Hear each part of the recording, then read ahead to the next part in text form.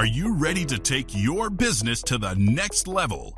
Every day there are countless books and articles that are published offering the key on how to make your business a success. It's easy to feel overwhelmed trying to keep up and run your business. That's why Deb Creer created the Business Power Hour. Keep up on the latest trends, best practices, and techniques for how to make your business a success. Let the Business Power Hour do the heavy work for you. Good morning, good morning. I am Deb Creer, and I am passionate about giving professionals the tools that they need to make themselves and their businesses as successful as possible. And today, I'm going to be talking with an amazing young man. And yeah, he is kind of young, but that's why he is so amazing. I mean, this is so cool. This is going to be so much fun talking with you. I do have to admit, I think you are the youngest guest I've ever had. Wow. I had somebody who was 21. And you're 20, correct? Just turned 20 on Sunday. Oh my gosh. Oh my gosh. I tell people I have shoes older than you. But what I love is you are an entrepreneur and a very successful entrepreneur. And we're obviously going to talk a lot more about that. But please join me, everyone, in welcoming Rom Raviv to our program today. Welcome, Rom. Thank you. Yeah, I'm so excited to be here. Heard a lot about this show and just looking forward to having fun. Great. I love it. Well, let me tell people a little bit about you, and then we will dive into this because we're going to have a great discussion. So Rom Raviv first started out in the entrepreneurial world by interviewing world-class business owners at age 18. This interview series called Spreading Success ended up reaching the top 100 business charts in only its first 6 months of existence. After realizing the many challenges of being a podcast host, he decided to create an affordable podcast editing solution that included social media promotion, auto scheduling, and more to solve the frustrations he had in working on his own show. Today, after helping over 250 podcasters, Podblade has grown to a 6-figure company by taking a B2B approach to scaling through its unique white label system. Rom and his team help businesses offer unmatched podcast editing services to their clients through white labeling. And we're going to talk more about that in detail. But first, how is it that you are, just 20 years old, you're already a very successful entrepreneur. Tell us how you got here and how you discovered that for right now, this is your passion. Yeah, so when I was around 14 or 15, I would watch a lot of Gary Vaynerchuk on Instagram, and he was kind of the one that showed me that there is a life outside of the standard go to school, get a job. Gary V is pretty cool. Mm-hmm. Yeah, I have all of his shoes and I read all of his books, and so really, really great inspiration. And then from there, my dad is also an entrepreneur, so he has his own real estate brokerage that he works with. And from there, just kind of having those two kind of icons to look up to, it allowed me to just explore. Obviously, when I was around that age, I wasn't starting a 6-figure business, but I was trying, to sell different things, just the classic entrepreneur thing, trying to flip things on eBay. And then from there, I started drop shipping, lost a ton of money because I just kind of rushed into it. And then from there, I started my own podcast. It wasn't making me any money at the time, but I knew that it would take me somewhere. I knew that speaking to these high-level people would give me an ROI that was far greater than any money could ever generate. And for me, that was huge. And what ended up happening is, a few months into the podcast, I wanted to quit almost immediately. And it wasn't because I wasn't passionate about it. I loved it, but it was just the technical aspects of it that was just so draining. And I knew, obviously, as an 18-year-old kid, the power of social media in promoting these podcast episodes. And what I realized that a lot of these podcast editing companies were not offering that, and they were offering like way too high of prices. And so from my perspective, I wanted to solve a problem that I personally had. So I wanted to come up with a solution that offered affordable podcast editing, but also gave them everything that they needed so they didn't have to work on the graphics for a few hours themselves, and they can just kind of have everything done, and then they can focus on recording, growing their show, and not have to worry about the tiny details of the podcast. Right. I love it. And there are lots of things that go into having a podcast. And I think that's where it's so daunting to so many people. They think, hey, I'd like to do that, but and they don't know that the technology side, they don't know the promotion side. They just know either their subject matter or who they would like to interview. I was very fortunate when I started out. I was telling you in the pre-chat that I started on a internet-based radio station, and all I had to do was get the guest and show up at the studio. I was there. Now, obviously, I did my research about the guest and things like that, but we did that for a year or so and then moved, and so that really threw a wrench into things. So I had to learn the software. I had to learn. Initially we still did it as a live broadcast. So that was a challenge because this was several years ago. And the cool thing is how rapidly technology is advancing in this realm. But, then we finally settled on just a straight podcast where we record it on Zoom. That obviously has been fairly recent to be able to do it on Zoom within the last couple of years, but we do it on Zoom. Now, I enjoy the editing process. And so I've chosen to not outsource that, but I do have a producer, and she is who coordinates talking to my guests, getting the guests, and then she does all the social media posting and things like that. So it's definitely not a one person type of podcast. And again, I think that's where so many people think, oh, I have to do it myself because I'm doing it in my little home office and yada, yada, yada. No, there's so many resources that are out there for people. Yeah, exactly. And I think it does depend on the person because some people do like editing, but the whole purpose of Podbladed and what I found is that there is that audience who likes talking and they like getting to know people's stories and they don't like the technical side. But unfortunately, there's two sides to a podcast and you have to do both, or both need to be done essentially. So that's kind of what we realized really early on. Right. And it's interesting because you can have a great interview, great content, but if it is not edited well, produced well, it's not going to matter. And it's just like, video, you have to have great video. And it's funny, I say that as I'm looking at mine going, my lighting is still not quite right. And, some things like that, but it is something that we have to take the steps to make sure we have. Initially a big part of it is obviously your equipment and the software that you're using. Everybody that's watching can see that I've got I have a big microphone. I have I call them my Secret Service headphone that I listen to on the earpiece. You've got a headset, but it's not a huge expense. I mean, this big fancy microphone was $100. Gaming headgear, it has microphones and earpieces and things like that. And that'll do perfect. I mean, it's so this isn't a big expense.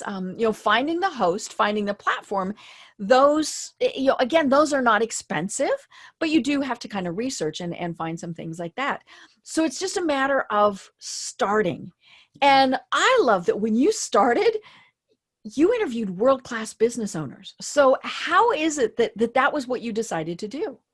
Yeah. So again, I was always passionate in entrepreneurship, starting my own businesses. And I was so intrigued by how some of the people were able to do it. And the way that I initially even started my podcast was I would go to different business events and networking events in New York and in Florida. And what ended up happening is one of the guests or one of the speakers there, his name is Casey Adams, and he has his own podcast. And he said, no matter what you want to do for business or life, just start a podcast. It opens up so many doors for you.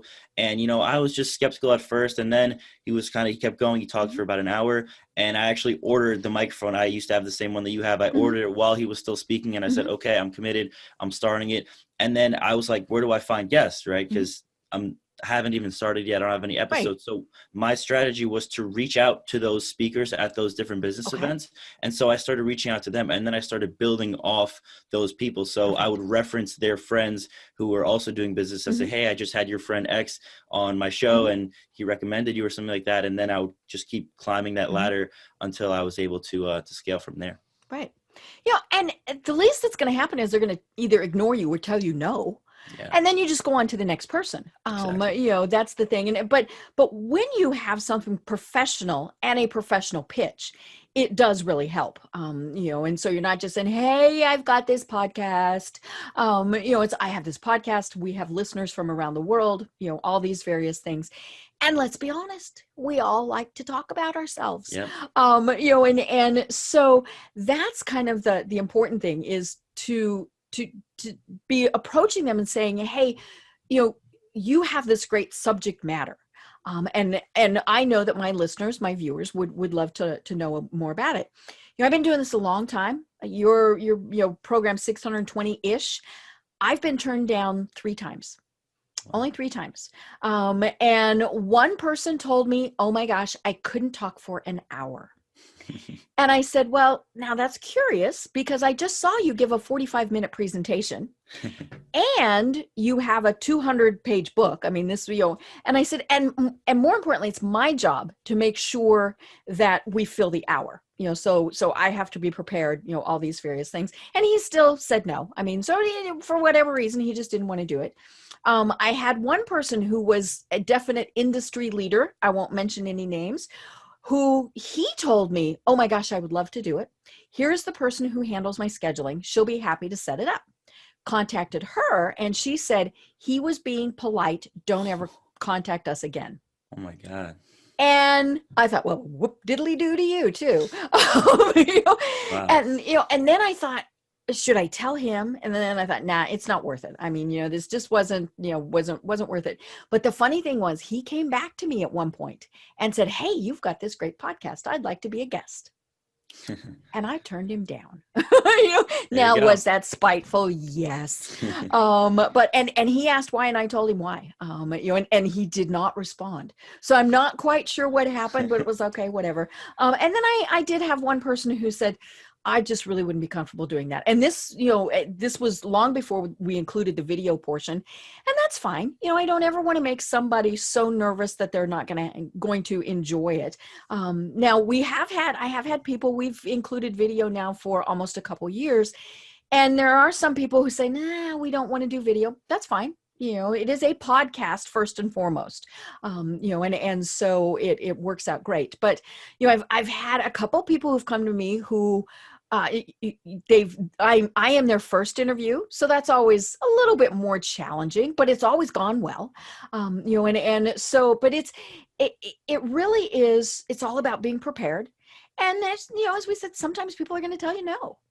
Yeah, that's definitely awesome. And I mean, you could just tell already by, your skills that you've been doing this for a very, very long time. And I think one of the biggest things with podcasters is being able to hold up a conversation, because a lot of podcasters, they have a list of like 30 questions, right, and the person answers it and they just go to the next question, the next question. And it just seems extremely robotic. And those are not the podcasts that people want to listen to. Right. They want you to go deep into a concentrated topic and kind of, expose some of the things that you normally don't share and provide that extra level of value. So that's another mistake I've seen from a lot of podcast hosts that are just starting. Right. And now, are you still doing your podcast? So I actually stopped my podcast a few months ago. And the only reason why is because it wasn't that I didn't like podcasting. It was that I felt like I was doing the same interview style as everyone else. Just interview these, these entrepreneurs, ask them about, how they started up and where they were born. And then from there, just ask them what their key to success is. And, while I love speaking to those people and while I love the podcast itself, it just seems very demotivating, just realizing that it's just a copy paste format. Right. So I've been trying to brainstorm a new concept for myself that's unique, but haven't found it yet. Right. And obviously every podcast is different. Mine is very clearly a business podcast. So I'm usually not going to have any type of gotcha questions or, anything mean. There are a couple of times where I have asked some guests, would you be comfortable talking about X? But I ask them that before the program, and that's usually an attorney or a financial person who might have some legal constraints as to what they can be talking about.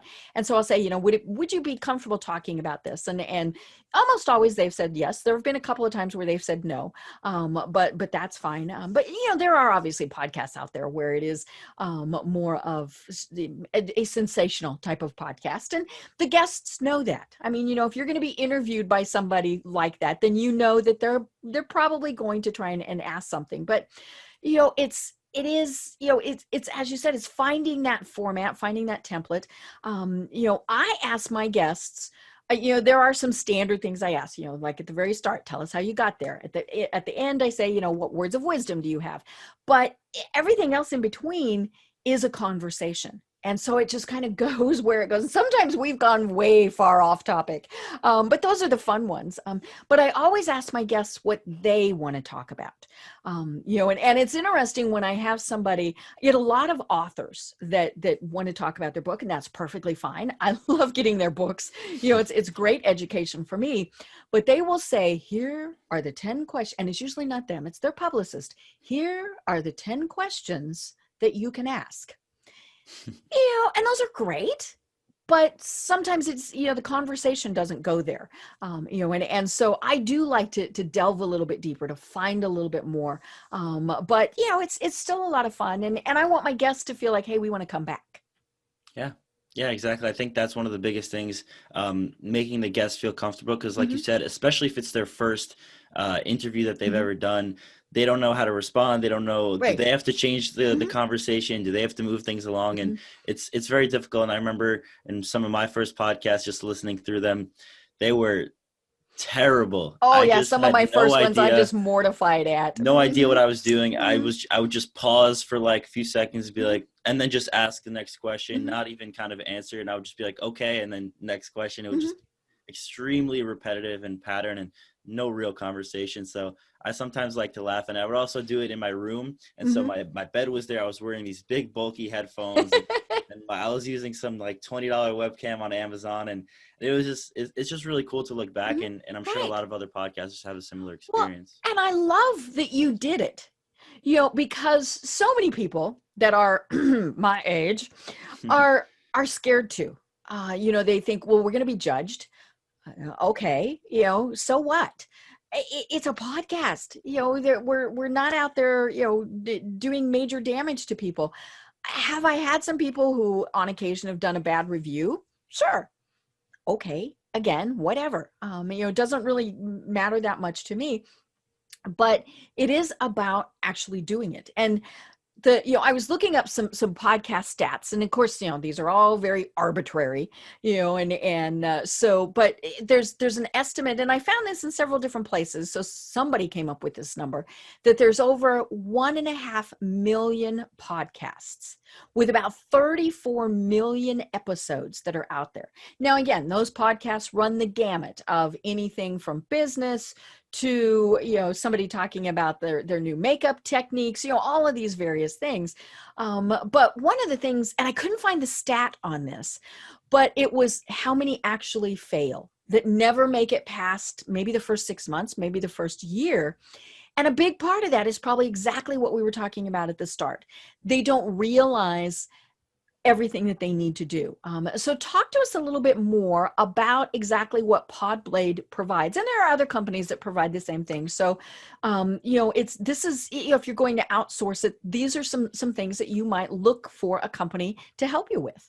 Yeah, and I remember seeing a statistic. I don't remember exactly what the number was, but I think it's like most of the podcasts fail within their first 7 episodes, or they stop within their first 7 episodes. So that's definitely important to know. But in terms of Podblade, again, it was just solving all the personal pain points that I have. So we originally started as a B2C company, just serving podcasters, becoming a standard editing company. And then in about April or May, we realized, hey, we want to kind of take a different angle. We don't want to just be just another editing company. So we kind of transitioned into B2B, and now we work with marketing agencies, podcast coaches, podcast courses, and other podcast editing companies to offer a white label system. So while we still obviously accept B2C clients, we have a section on our site that's for podcasters. Our main priority now is scaling through the business to business side.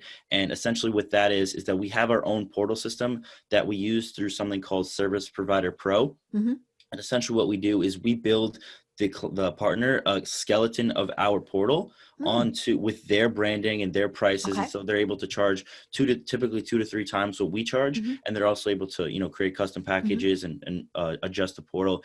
And we've kind of set it up in a way where when someone submits an order on their portal, it gets sent to our back end, and it's like it never left their portal. All the messages back and forth are synced with their portal. So again, the clients are just able to have that seamless experience, and the business owner doesn't really have to focus on maintaining everything. They don't have to use Google Drive and Gmail and tickets and all that stuff. It's just all handled through this centralized portal, and it just allows them to increase their monthly recurring revenue and not have to worry about the headache of fulfillment. Right.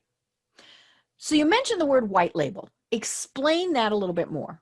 Yeah, so essentially white labeling is just offering either a product or service under that someone else offers, except you're just offering it under your branding with your pricing and your services. Obviously, with products and services, it can range with how that's done. But for us, like I said, we just offer a skeleton portal that syncs with our backend. There's some people that kind of integrate it on the backend between the two partners, but we've kind of created a system that does it almost automatically. You know, and I've bought white label content where someone else writes it and then I put my branding on it. And it's the same thing. You know, it's if for people who are still a little bit confused, it's almost like you're hiring a consultant. They do the work, you put your brand on it. You know, and the nice thing is you don't have to have that knowledge and that skill. You just need to, you know, you contact Rom, you contact his team and say, you know, hey, we're ready to go. And then it goes from there. So, you know, as I mentioned, you don't have to have the editing skills, which that can get pretty complicated, you know, and all sorts of things like that, the uploading, the social media posting, so that, again, you're focusing on, you do that interview and then you go off and you do the other thing that you're actually doing for business. Yeah, exactly. And for us, we've kind of started out by realizing that we don't want the businesses that we're partnering to have to hire operations team, hire production team, manage any of the fulfillment, any of the customer service. That's all done by us. So essentially, they don't really need to know anything about podcasting necessarily, except to know what their services that they're offering, so that they can, you know, put it on their website or integrate it with their existing services. But other than that, we've kind of made it so that they just kind of set it and essentially forget it, unless there's like an issue with refunds, which we work with them. But other than that, it's pretty straightforward. Right. So, you know, I kind of walk me through this a little bit. So say you and I do this interview, then would I just say, okay, here's the audio file, here's the video file, and then you take it from there? Yeah, so we have, again, the portal system that we've created. And so once someone purchases one of the packages, they'll have a slot on their dashboard that'll say upload files. From there, they'll type in their episode title, similarly to a form that we filled out for your interview. And then from there, we have a slot for about 4 to 5 files. Some people submit their intros in different orders. Some people have custom intros. Some people do the voices in different tracks. So we give them the space there. We have a space for editing instructions. And then from there, we have kind of like a checklist of the deliverables that they want. So our packages all include social media. They all include some sort of video component, thumbnail. And so from there, they have a checklist where they can check off what they want for every specific episode. So sometimes they only record audio. Sometimes they don't need a thumbnail. Sometimes they need a caption video. So we have that all kind of set up in a checklist. So we know based off the files that they gave us what they need. And from the audiogram perspective, we have a few different templates from them to choose from. They have to, you know, send us the image of the guest or them or however they want to structure it. And then from there, they submit it. And then we have 3 team members. So we have an editor, a graphic designer, and a writer that all kind of works on their show. And they're going to be the ones that are going to be working on their show every single time. So it's not like they have to re-explain a concept to someone. And then from there, usually after the first or second show, we kind of get a really good feel about how they like everything structured. You get into that team flow.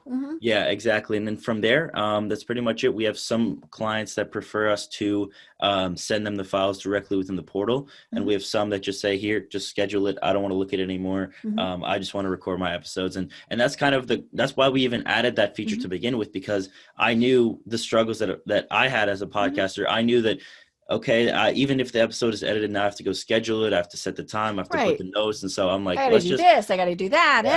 And oh my gosh, I don't have power today. Yeah. So I just wanted to find a system that just worked for the podcaster, and it gave them everything they need and none of what they don't, because a lot of podcast companies, they charge a lot and they kind of sell them on things that they don't necessarily really need. And so that's why I kind of condensed it. I made it very simple, and it's been helping a lot of podcasters ever since. Great. I love it. Well, let's kind of go back to why someone would even want to be a podcaster. You know, I like to talk.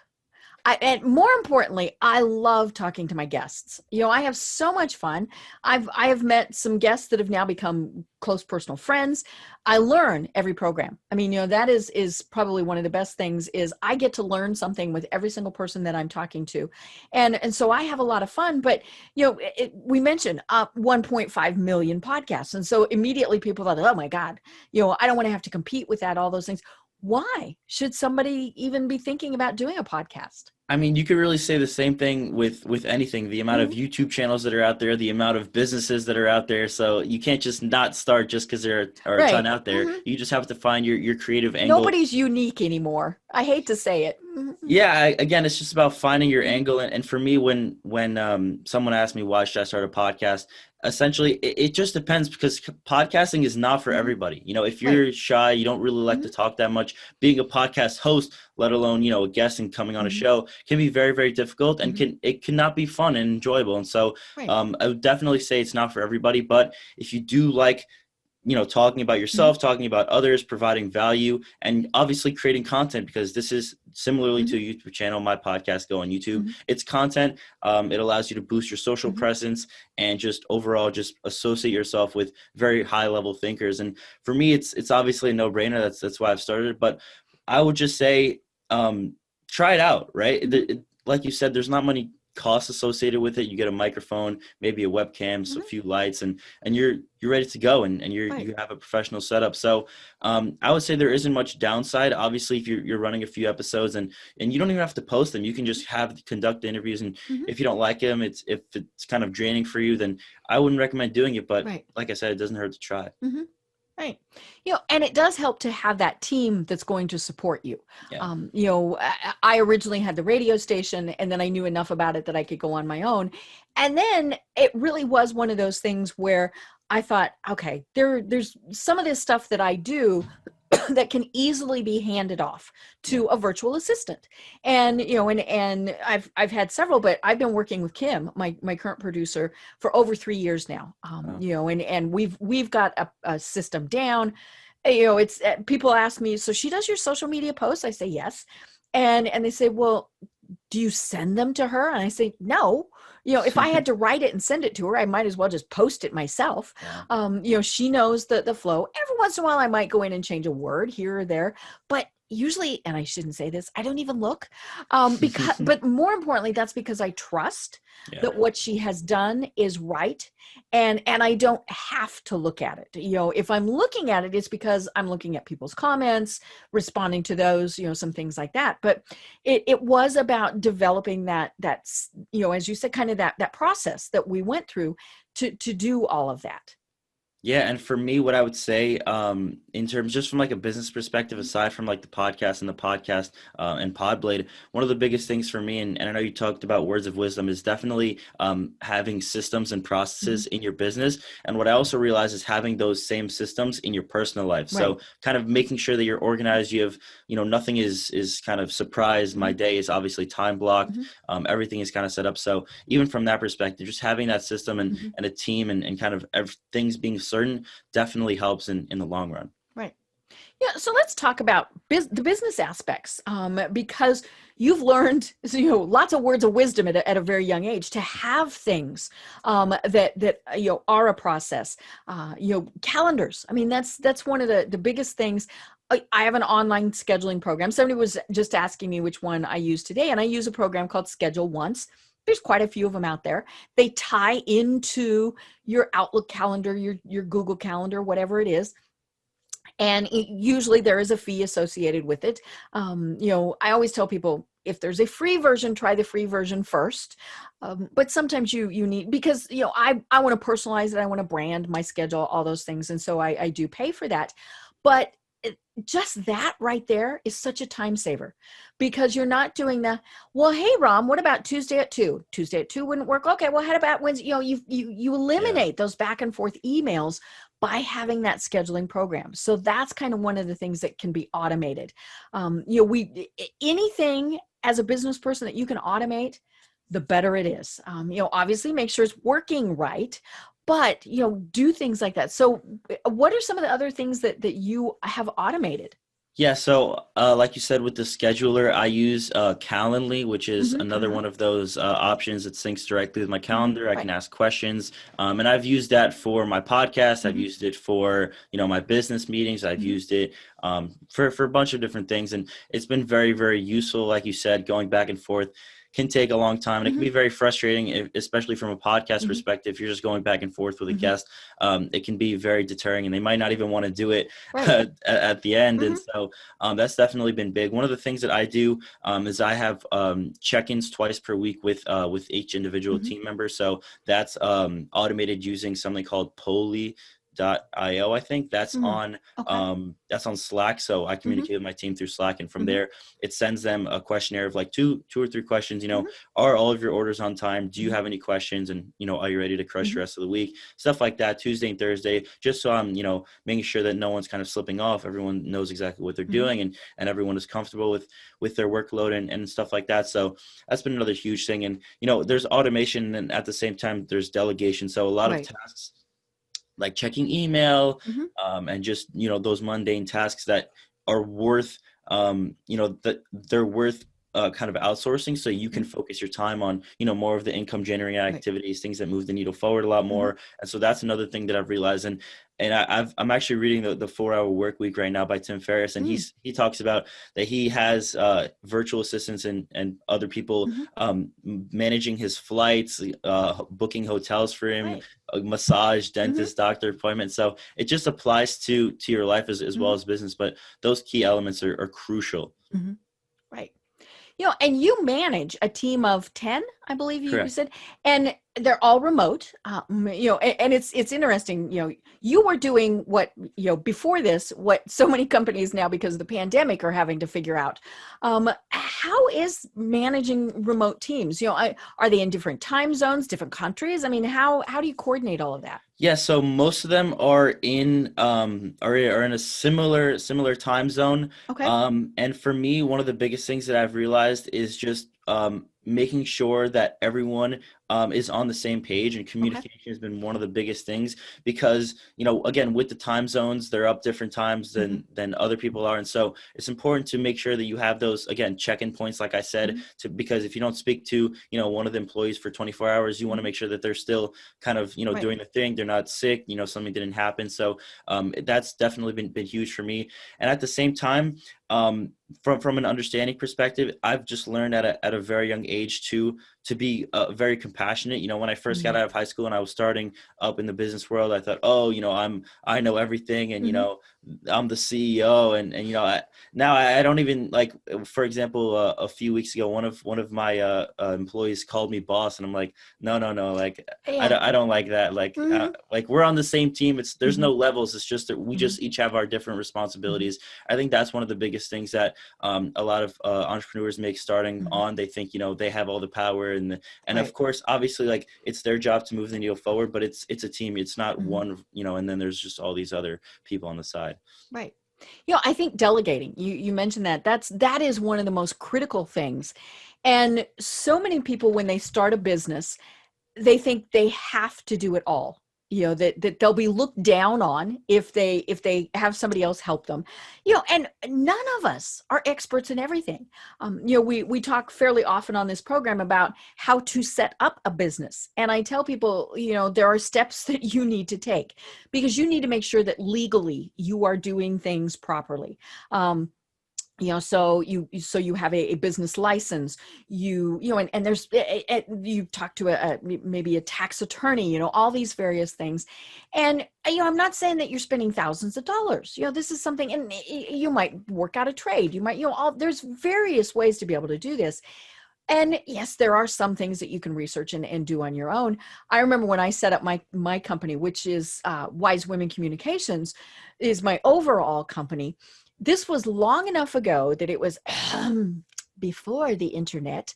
And so I walked my little self down to the Secretary of State's office, filled out the paperwork, handed them my check, which was, I think, for $60. And I didn't have a credit card yet, because I wasn't a business yet. And so I handed them a personal check. And And I expected bells and whistles and confetti. And she handed me literally a 2-inch by 3-inch receipt from the cash register and said, okay, now you're a business.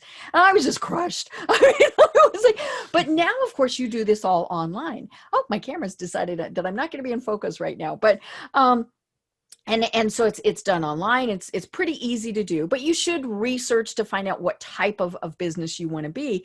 But, then once you're doing whatever it is that you're doing, it's okay to outsource. We've got VAs, we've got all these people, and it's a great new business base that people have created. I mean, VAs are fairly new as an actual concept of being a virtual assistant. And the cool thing is it allows them to do multiple things. I don't know about the people that work for you, but it can be that they're doing several different things all at the same time. So that comes back to the all important communication. Your folks need to know that you expect 5 hours of work from them a day or X number per week or something like that. And that's then, where checking in, all those various things is so important. Yeah. And for me, what I would say also is just the fact that a lot of people are scared to, outsource, especially when they're starting.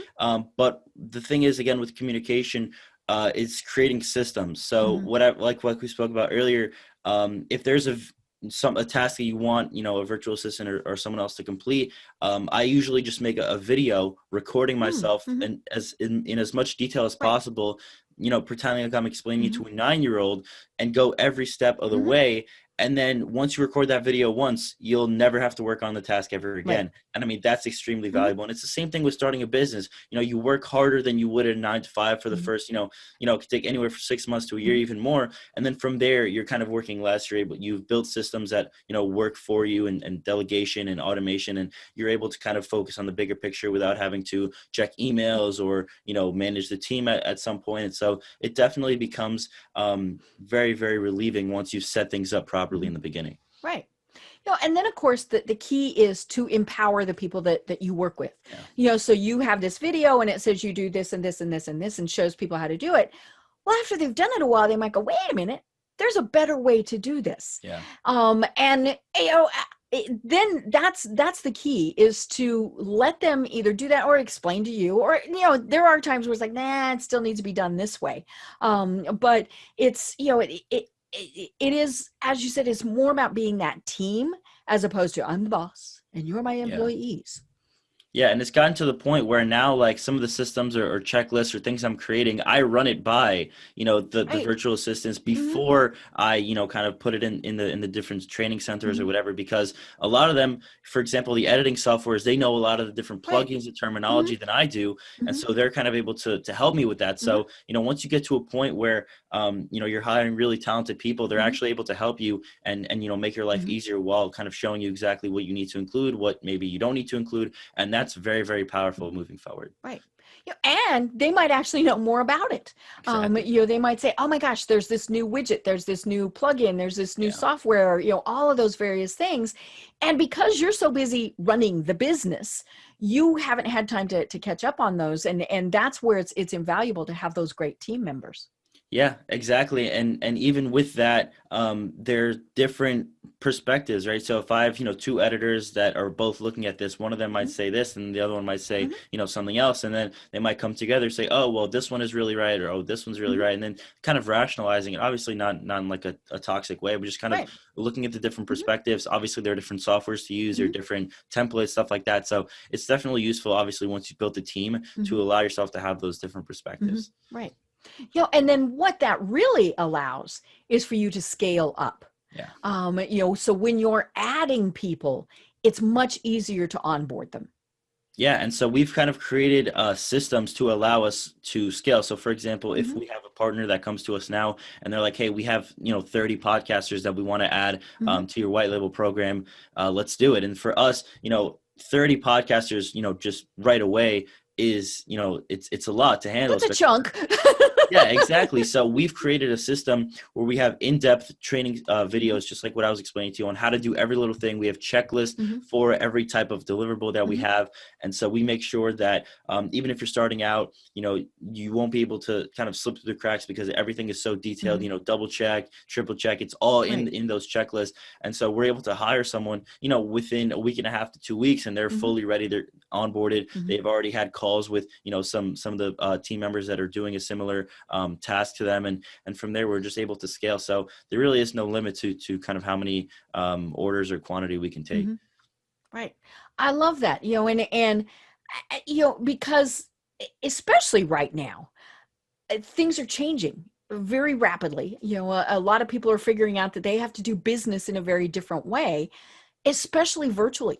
We might have been able to go to meetings in the past and conferences and all of these things, and now we can't. And who knows when we're really going to be able to do that again, or more importantly, when we're going to feel comfortable doing that again. They've started having meetings, business meetings and chambers and things like that here in Atlanta. And I'm just not comfortable going to those things yet.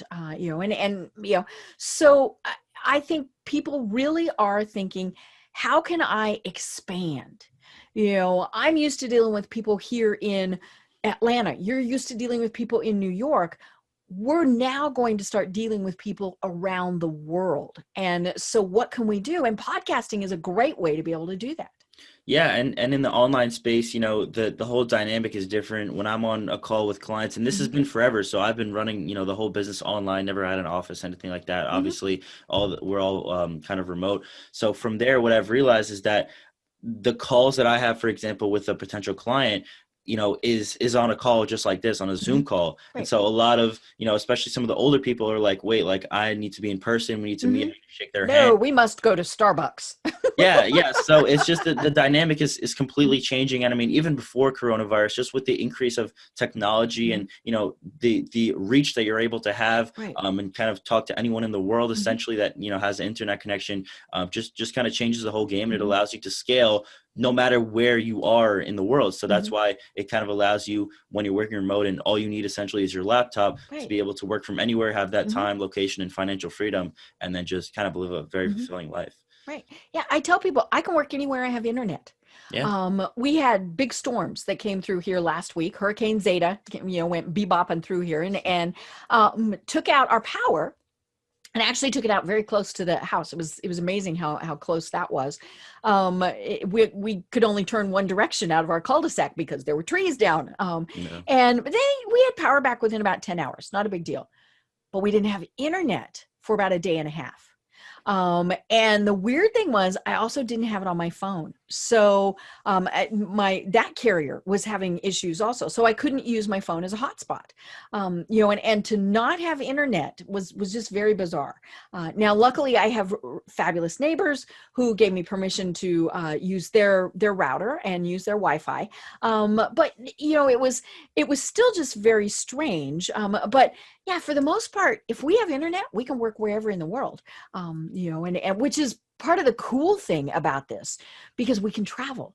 We can, even if you're doing something like a podcast and recording, I was looking on your website at some of the things, and one of the testimonials, he's in the plaza at the Vatican. Now I'm assuming he doesn't normally record from there, but it was just, this was, so we can be recording, we can be doing this anywhere.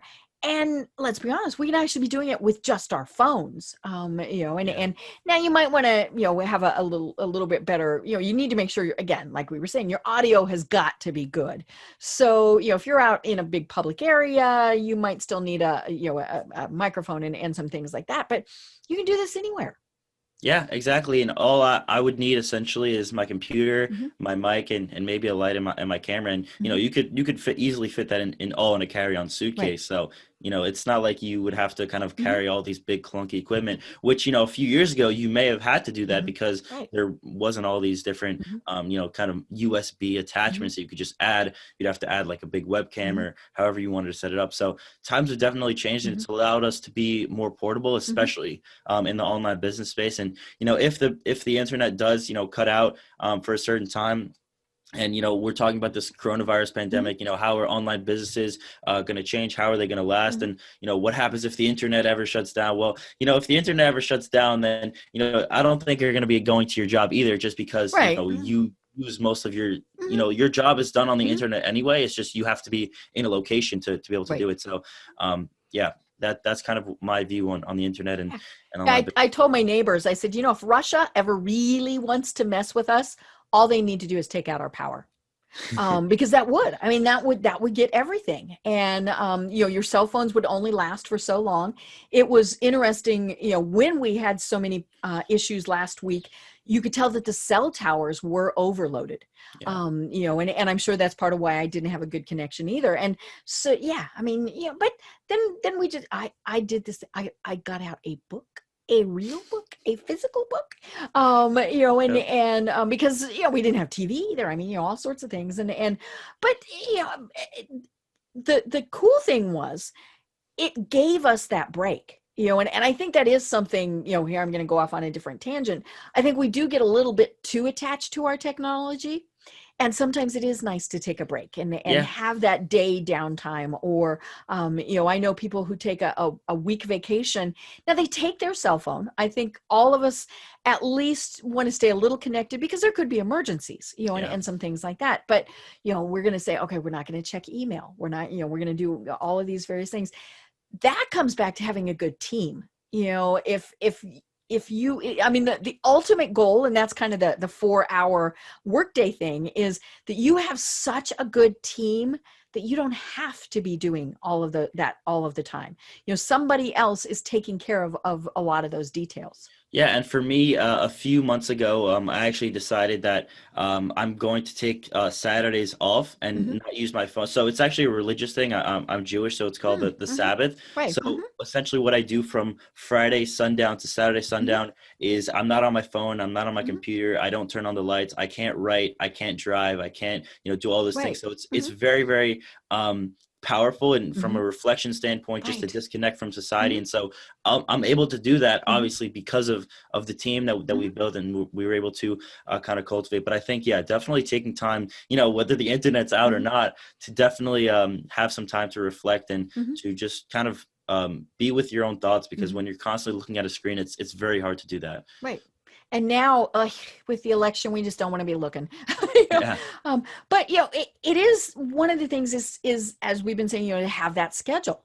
One of the things that I learned very early on when I became a home-based business was to set expectations and boundaries for my clients. And so, they know that I only work between X and X. Now, am I going to answer an email or look at an email at 10:30 at night? Probably. I have one that routinely sends me things after midnight. Now, I never respond because I don't want them to get into that habit. But I also don't want to tell them you can't send it, because then they might forget and things like that. But I tell them I'm not going to reply. And I also tell them, because I work from, 8 until 5-ish, if you expect something to be done on an evening, a weekend, or a holiday, I'm more than happy to do it. But it will cost you double. And usually they figure, it can wait till the next business day. There are obviously emergencies, but that is changing to some degree because we are working with people around the world. Even if we're just working with people in different time zones, you and I are on Eastern time zone.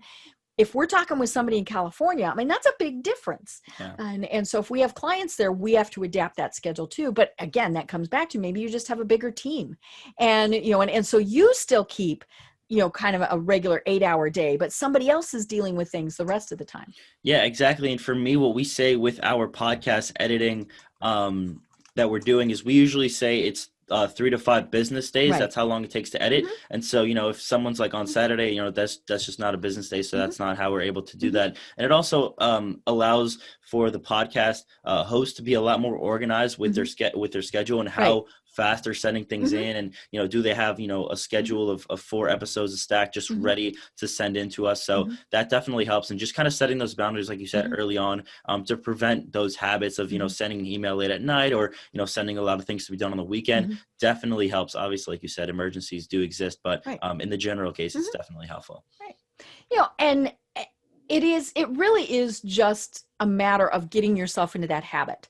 And one of the things with a podcast is to maybe get into that habit of knowing, okay, every Tuesday is when my podcast is going to go live, every Tuesday at 10 a.m.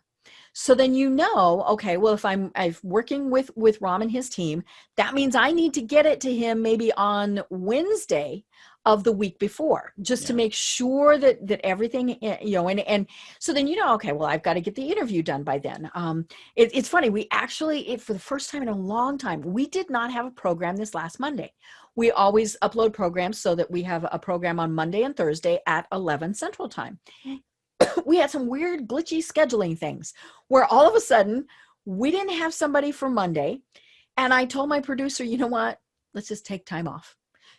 This is, and so what I did was I went back through the archives and I found a perfect program about being resilient, right? A really good program for right now. Yeah. And so that was what we promoted on social media, was to say, hey, there was this program that we did back in May.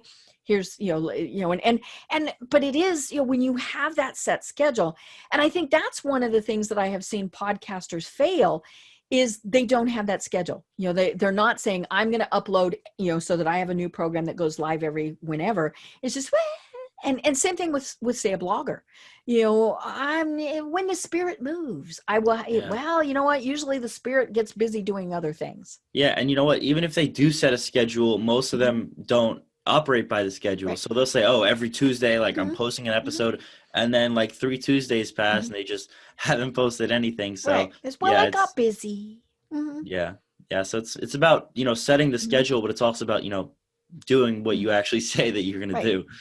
And having someone keep you to that. I mean, there are times where I will get an email on, say, Sunday from my producer where she says, you haven't uploaded Monday's program. I'm like, oh, God.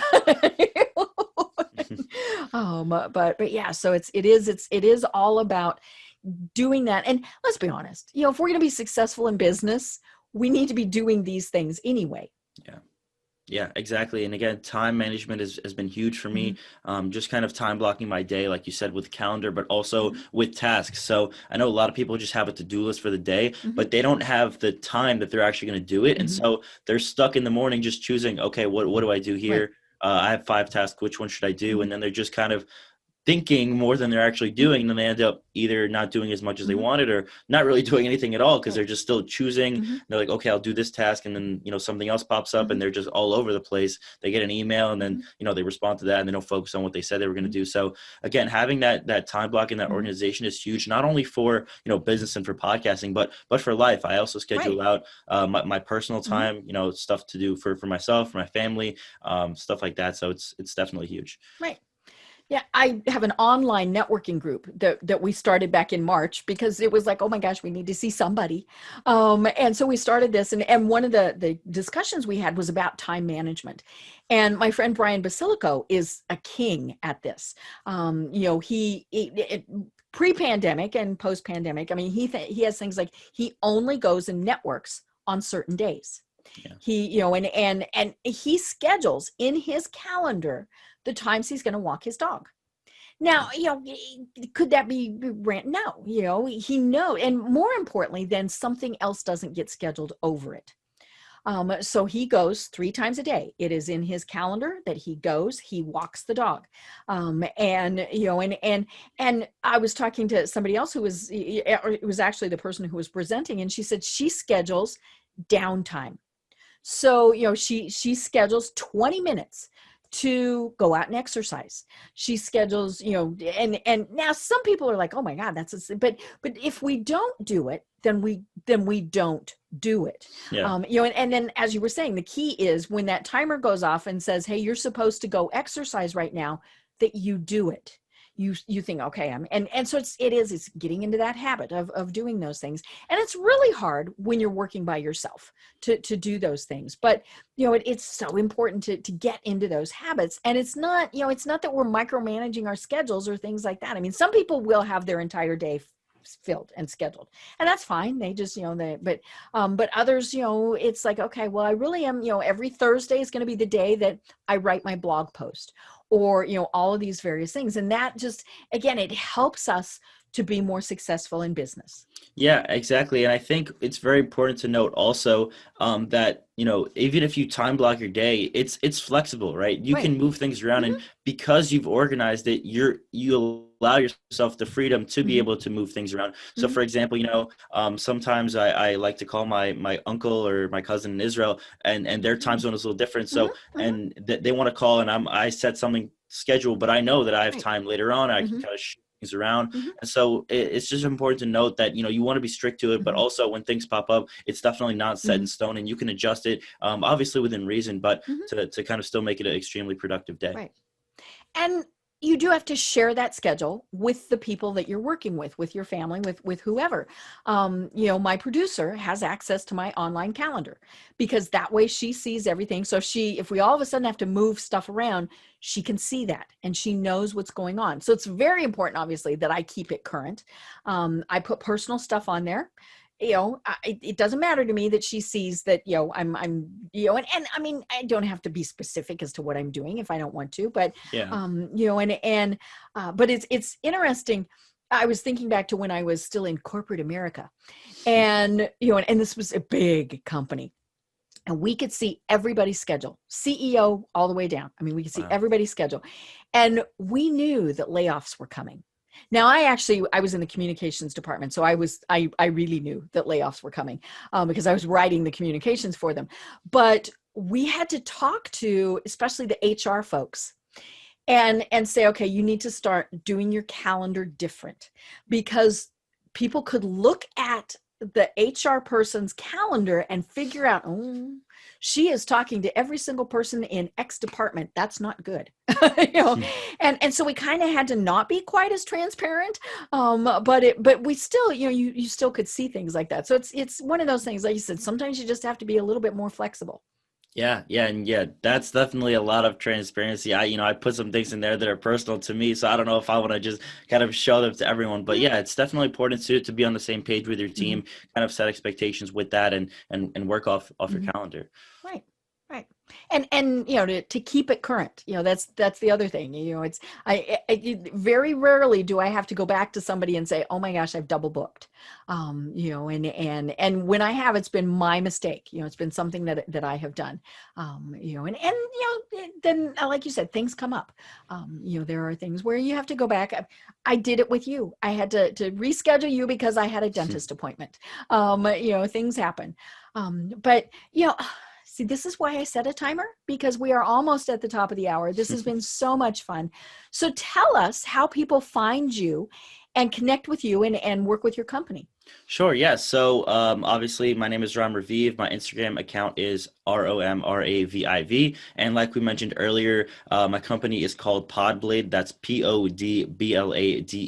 And if you are a podcast coach, another podcast editing company, or you're a marketing agency that thinks your clients could benefit from podcasting, you on the site on podblade.com, we have a book a demo call. I'd love to chat and see if we can work together. Great. I love it. And again, that's podblade.com. Why Podblade? I mean, that made me curious. Yeah, we like the word pod or the phrase, and then we just wanted to come up with another cool word, and blade was what we found. I know it can sound a little dangerous, but but it's we actually got banned from Facebook because it had the word blade in it, but we fixed that. But yeah, it was a little weird. Bizarre. Yeah. I mean, I would have thought of blade of like skating or skiing or something like that. Yeah. I'm from Colorado. Yeah. So, this really has been so cool. And, I can't encourage people enough to be thinking about if you should be podcasting. I've got some resources on my website that, somebody says, okay, how did you get your microphone? Where'd you buy it? All of these various things. Rom's got a great blog where there's lots of great information there, talks about white labeling, talks about, why you should be podcasting, all of these things. So lots of resources out there. And I encourage people to really check it out, because more than likely you have a message that you can get out there. Whether it's that you're just going to be the main content, or if you're going to be interviewing, or kind of a hybrid of things, be thinking about it. And I will tell people, you really don't have to do an hour. An hour like I do is pretty unusual.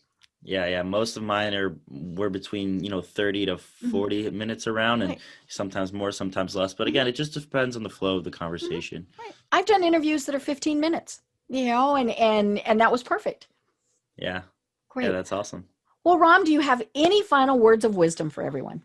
Again, for me, it's just creating systems, automation, and delegation, and also elimination, if there's something that doesn't need to be done. But essentially, those are kind of the biggest things that I've applied, and really focusing your time on what matters. And that's, again, for life and for business. I wear Mhm. the same black t-shirt every day because I don't want to, I can't match for my life. And You and Mark yeah, Zuckerberg.